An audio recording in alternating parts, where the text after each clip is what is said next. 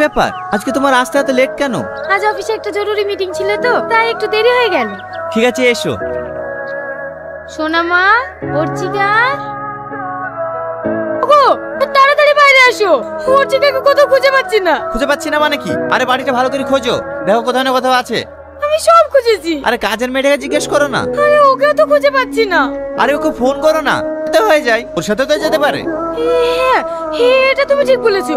Hello মুসলিমা, কোথায় আছিস? তোর সঙ্গে কি অর্চিকা আছে? না ম্যাডাম, শিকা তো আমার কাছে নেই। মায়ের শরীর খারাপ বলে তাড়াতাড়ি চলে এসেছি। ঠিক আছে তাহলে। ওগো, অর্চিকা ওর সাথেও যায়নি গো। আমার মেয়েকে কেউ কিডন্যাপ করেনি তো?